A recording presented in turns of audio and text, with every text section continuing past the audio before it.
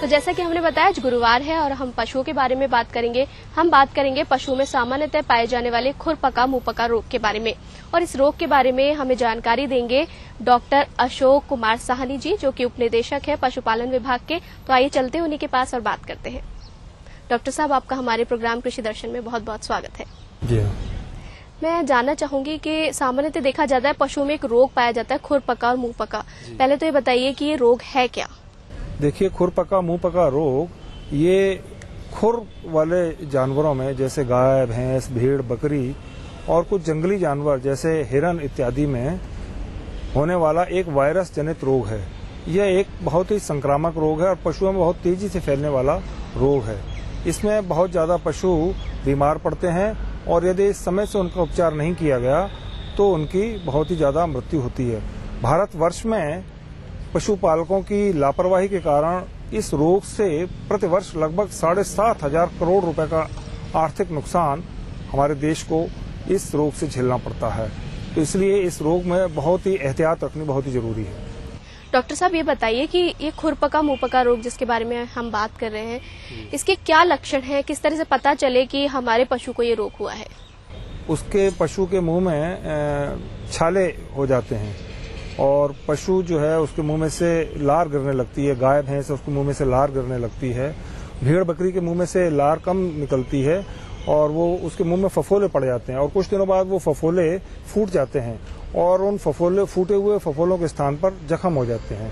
पशु चारा, दाना, पानी खाना बंद कर देता है, जुगाली बंद कर देता है और पशु धीरे धीरे बहुत ही कमजोर होने लगता है। पशु को तेज बुखार 104 से 106 डिग्री फ़ारेनहाइट तक पशु को बुखार रहता है और पशु बहुत उदास हो जाता है। पशु के खुर में भी फफोले पड़ जाते हैं और फिर वो फफोले फूट करके फिर खुरों में भी जख्म हो जाते हैं। अगर पशु गाभिन है तो पशु को गर्भपात हो जाता है और अगर दूध देने वाला पशु है तो उसकी जो दुग्ध उत्पादन क्षमता है वो बहुत ही कम हो जाती है। पशु की जो रोग प्रतिरोधक क्षमता है वो भी बहुत कम हो जाती है और जो माल्ट होने वाले पशु हैं जैसे बैल, पाडा इत्यादि, उनकी जो माल्ट होने की क्षमता है वो बहुत ही कम हो जाती है। यानी कि इस रोग में पशु की उत्पादन क्षमता पर अत्यंत ही प्रतिकूल प्रभाव पड़ता है।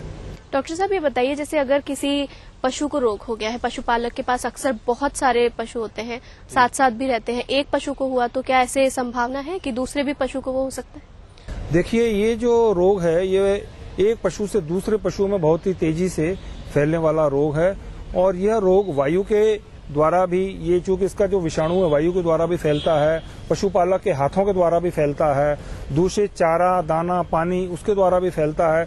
इवन के जो पशुपालक के जो कपड़े हैं इनके द्वारा भी ये एक पशु से दूसरे पशु में ये रोग फैलता है।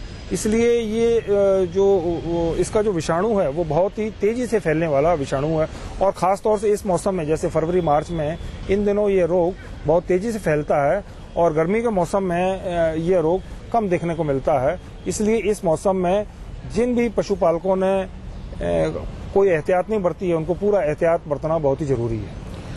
हमारे किसान भाइयों को भी और पशुपालकों को भी ये समझ में आया होगा कि ये जो रोग है ये तेजी से साथ रहने वाले पशुओं में भी हो सकता है। लेकिन डॉक्टर साहब, एक खास सवाल ही मैं पूछना चाहूंगी कि जैसे जो पशुपालक है वो उनकी देखभाल करता है, उन्हें चारा डालता है, तो कहीं ये संभावना है कि पशुपालक से उनमें हो जाए या फिर किसी पशु से पशुपालक या उसके आसपास रहने वाले लोगों में हो जाए? ये पशुओं से मनुष्यों में भी होता है, लेकिन इसमें कोई ऐसा विशेष मतलब मनुष्यों में कोई ऐसे विशेष चिंताजनक कोई लक्षण ऐसे दृष्टिगत नहीं होते। पशुपालक का हिदायत तो है कि अगर कोई पशु रोग से ग्रसित हो गया है तो वो उन रोगी पशुओं के बाद में वो अपने हाथों को अच्छी तरह से साफ करके ही स्वस्थ पशुओं को स्पर्श करे, स्वस्थ पशुओं को चारा दाने स्वच्छ हाथों से ही उन पशुओं को चारा दाना डाले और उन स्वच्छ हाथों से ही और दूसरे पशुओं के बाड़े में जाए। डॉक्टर साहब, ये तो आपने बताया कि किस तरह से ये लक्षण देखे जा सकते हैं, क्या क्या नुकसान पशु को हो सकते हैं। ये बताइए कि क्या तो इसका उपचार किया जाए, इसकी रोकथाम कैसे की जाए? क्योंकि ये एक वायरस जनित रोग है और वायरस जनित रोगों का कोई उपचार नहीं होता, इसलिए जो भी इन्फेक्शन हुआ है, चाहे तो उसके जैसे उसके थनों में या गादी में अगर चकत्ते पड़ गए हैं या फफोले पड़ गए हैं या उसके खुरों में जख्म है या उसके मुंह में जख्म है, तो उसको सेकेंडरी इन्फेक्शन को रोकने के लिए हम एंटीबायोटिक्स जैसे टेट्रासाइक्लिन हाइड्रोक्लोराइड 1 ml पर 30 kg बॉडी वेट इंट्रामस्कुलर लगाते हैं। इसके अलावा लेमासोल का इंजेक्शन, उसकी शरीर की रोग प्रतिरोधक क्षमता बढ़ाने के लिए लेमासोल का इंजेक्शन 1 ml पर 30 kg बॉडी वेट उसकी खाल के नीचे सबकुटेनियस लगाते हैं। इसके अलावा क्लोरफेनार्मिन मेलिएट का इंजेक्शन भी हम उसको लगाते हैं। और बुखार इत्यादि, जैसे इसमें बहुत तेज ज्वर होता है, बुखार इत्यादि को रोकने के लिए हम निमलसाइड वगैरह का इंजेक्शन है, मेलोनेक्स का इंजेक्शन लगाते हैं। इसके अलावा उसकी भूख बढ़ाने के लिए हम लिवर एक्सट्रैक्ट का इंजेक्शन लगाते हैं। इसके अतिरिक्त पशुओं को, स्वस्थ पशुओं को ये रोग नहीं हो जाए, उनको टीकाकरण कराना अत्यंत आवश्यक है। यह टीकाकरण खुरपका मुंह पका रोग निरोधक टीका हमारे पशुपालन विभाग में 2 रुपया प्रति पशु की दर से हमारे विभाग में लगाया जाता है। 4 से 6 महीने के पशु को, नवजात पशु को यह लगाया जाता है। इसके बाद 2 महीने बाद इसकी बूस्टर डोज लगाई जाती है। फिर हर 6 महीने बाद ये टीका रिपीट किया जाता है। इसमें पशुपालक भाइयों को ये विशेष रूप से ध्यान रखना चाहिए कि जो नवजात पशु हैं, नवजात पशुओं में जो छोटे बच्चे हैं, उनमें यह रोग बहुत ही तेजी से फैलता है और उनमें मृत्यु दर भी बहुत अधिक होती है। इसके अलावा संकर पशुओं में, संकर नस्ल के पशुओं में या विदेशी नस्ल के पशुओं में जैसे हॉलस्टेन फ्रीजन या जैसे जर्सी नस्ल की गायों में यह रोग बहुत ही तेजी से फैलता है और उसमें जो है उनकी रोग प्रतिरोधक क्षमता, चूंकि इन जो ये संकर नस्ल के पशु हैं, इनकी रोग प्रतिरोधक क्षमता कम होती है, इसलिए इन पशुओं में ये रोग बहुत तेजी से फैलता है।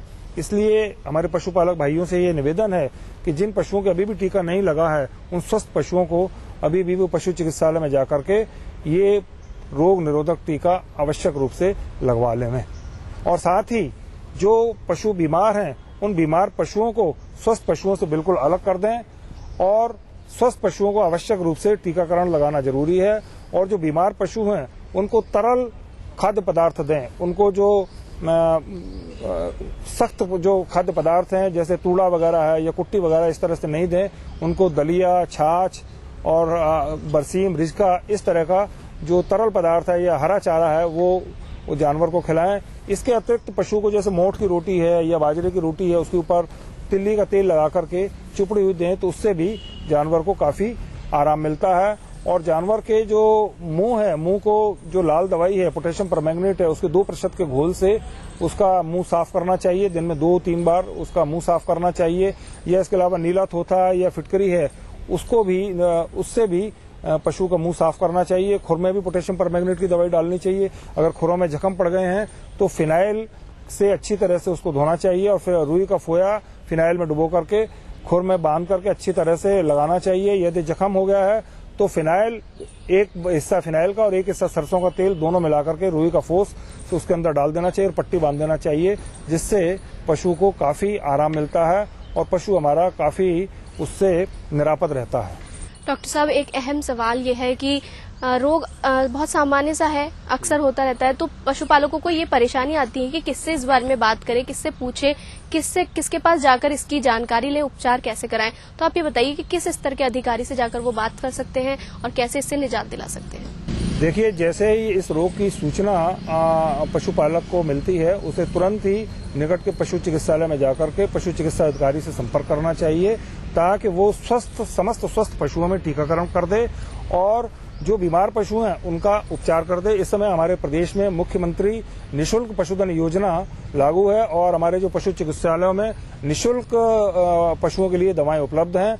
वहां से कोई भी पशुपालक अपने पशुओं का निःशुल्क उपचार करवा सकता है। डॉक्टर साहब, आपसे जानना चाहूंगी कि इस रोग के बारे में लोग और जागरूक हों, जाने कि उनके पशुओं को कैसे बचाया जा सकता है, पहले ही रोकथाम कैसे की जा सकती है। एक तो आप ये बताइए। दूसरी बात ये बताइए कि आप क्या संदेश देना चाहेंगे हमारे पशुपालकों को। देखिए, इस रोग का सबसे बड़ा है कि बचाव ही सबसे अच्छा उपाय है। Prevention is better than cure. बचाव ही सबसे अच्छा कारण है। इसके लिए पशुपालक भाइयों को खुरपका मुंह पका रोग निरोधक टीका अपने पशु चिकित्सालय में अपने पशु को ले जाकर के 2 रुपए प्रति पशु की दर से ये टीका आवश्यक रूप से लगवा लेना चाहिए।